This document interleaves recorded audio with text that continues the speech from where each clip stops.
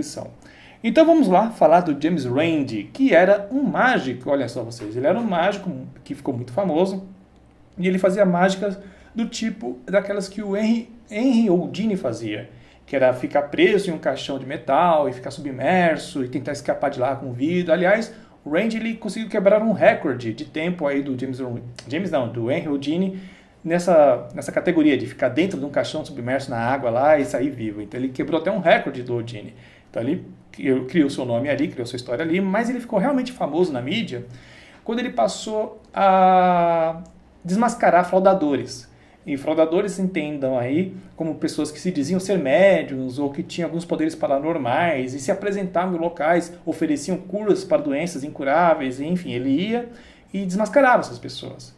Por ele ser mágico, então ele entendia quais eram os mecanismos, quais eram os métodos que as pessoas usavam para enganar outras. Então ele reproduzia esses truques e mostrava, gente, é tudo truque. E ele tinha autoridade para falar, porque, como eu disse, ele era mágico. E eu acho que o caso mais famoso que aconteceu com o James Randi desmascarando essas pessoas foi quando ele desmascarou o Uri Geller. Para quem não conhece, o Uri Geller era aquele cara que falava que conseguia entortar colheres com o poder da mente. Ele ia, se apresentava na TV, em vários locais, e entortava as colheres, e as pessoas, nossa, o Uri Geller é incrível. E aí o Randi, ele, por ser mágico, ele conhecia o truque. Ele sabia qual era o truque que ele usava, que ele não usava poder da mente coisa nenhuma, ele usava uma metodologia lá, e entortava basicamente com o polegar. Enfim, em 1972, o Uri Geller foi num programa de TV chamado The Tonight Show, que é apresentado por Johnny Carson. A Johnny Carson, um cara cético, ele ligou para o James Randi e pediu conselhos. Hoje vai vir o Uri Geller aqui, ele vai se apresentar no palco entortando colheres. Eu não quero ser enganado por ele e também não quero que meu público seja enganado. Que conselho você me dá? Aí o Randi, conhecendo o truque, ele falou, olha, faz o seguinte, pega os talheres que ele vai usar no palco e deixa bem longe do Uri Geller.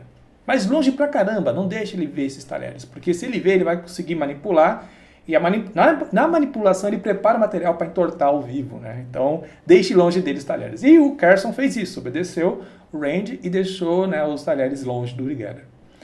Aí começou o programa, o Uri Geller foi lá pro palco, e aconteceu o que vocês estão prevendo aí. Na hora de fazer o experimento, colocaram lá os talheres na frente do Uri Geller, o Uri Geller ficou lá olhando, e fez umas caras assim...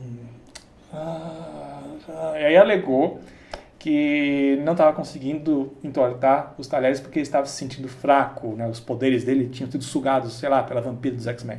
Enfim, ele deu um monte de desculpa e não entortou nada. E aí foi desmascarado. Então esse foi a situação mais notória, né, mais famosa aí, que tem envolvido o James Randi. Aí após esse caso do Uri Geller, né, ele começou a ficar muito famoso por conta disso, ele começou a oferecer $10 mil para as pessoas que conseguissem demonstrar suas propriedades, seus poderes paranormais em um ambiente controlado ali, que ele pudesse ser submetido a testes científicos, né? Se ela conseguisse provar que as habilidades paranormais dela eram reais, ela levava aí os $10 mil e ninguém levou esse dinheiro. Aí teve um caso bem famoso que ele ofereceu $1 milhão para quem conseguisse provar que a homeopatia era eficiente.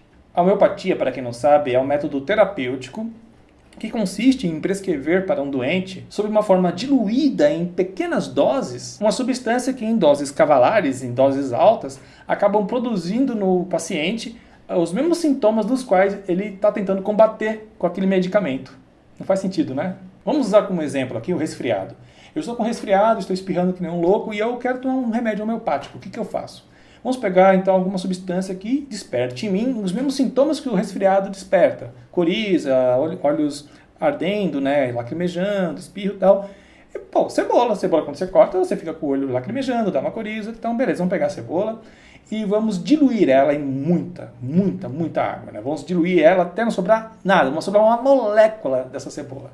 Aí vamos pegar parte desse líquido, com cebola diluída, onde sobrou só uma pequena molécula da cebola, ou menos que isso, e vamos dar para a pessoa beber. Para mim beber, no caso, eu que estou com resfriado. Então vamos beber aquela água lá, com um resquício do que foi uma cebola um dia, e eu vou ficar bom segundo a homeopatia. Para vocês terem uma ideia do tanto que tem que diluir uma substância para se tornar um remédio homeopático, vamos imaginar que eu vou fazer um remédio com base num arroz. Então eu vou pegar um arroz, vou bater nele até virar um pozinho e vou diluir ele numa grande cumbuca de água do tamanho do Sol. É basicamente isso. E por que o Rand combatia a homeopatia e oferecia $1 milhão para quem conseguisse comprovar sua eficácia? Ele sabia que não tem como testar, sabe? É uma questão até de fé se aquilo vai dar certo, entendeu? Não tem como você... Não é falseável, não é testável, não tem como você refutar uma coisa que não tem como testar. Então, ninguém vai conseguir provar que aquilo vai dar certo. Você acredita que aquilo dá certo. A homeopatia é essa que, né, está sendo aplicada aqui no Brasil há muito tempo e se apresenta até como se fosse algo científico, sendo que não é. Aliás, esse é o grande problema da pseudociência, né? Por isso que ela engana tantas pessoas, porque ela se apresenta numa embalagem científica, mas na verdade aquilo lá não obedece o método científico. Que é você ter uma observação, uma questão, submeter essa observação a um estudo, depois criar uma hipótese e fazer experimentos para tentar validar aquela hipótese. Aí depois tem os resultados e você vai publicar eles e posteriormente eles podem ser revisados e de repente até cair a teoria baseada na sua hipótese. Então é isso, a homeopatia não passa pelo método científico. Então James Randi ele foi muito importante nessa questão de divulgar o que é o método científico e por que certas coisas não são ciência. Enfim, ele morreu na semana passada e não entregou nunca esse prêmio de $1 milhão para alguém que conseguisse comprovar a existência do paranormal, os seus poderes paranormais. E é triste, porque apesar que, como eu disse, ele viveu bastante, teve uma vida, acredito eu, uma vida bem tranquila e bem feliz, e ele se foi aí depois de 92 anos. Mas ele é um nome que vai fazer falta, vai deixar uma grande lacuna nessa sociedade que está cada vez mais fazendo menos pergunta e aceitando cada vez mais coisas malucas.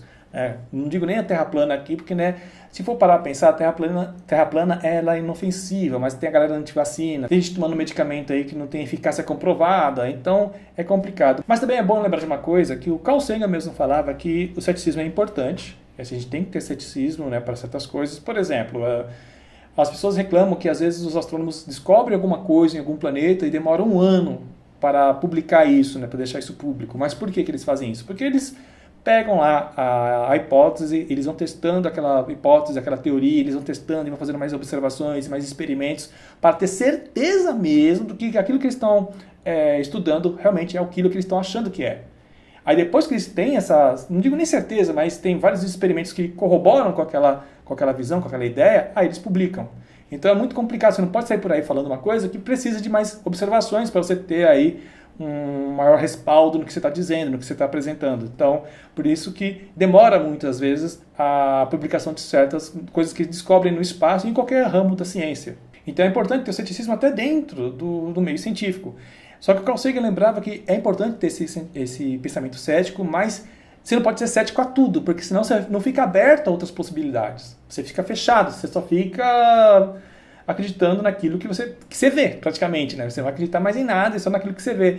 E é isso que tem feito as pessoas acreditarem em terra plana, acreditarem em medicamentos que não têm eficiência comprovada, entre outras coisas, porque elas estão numa situação das quais elas precisam estar presentes, elas precisam vivenciar, tem que ser um conhecimento empírico para elas acreditarem.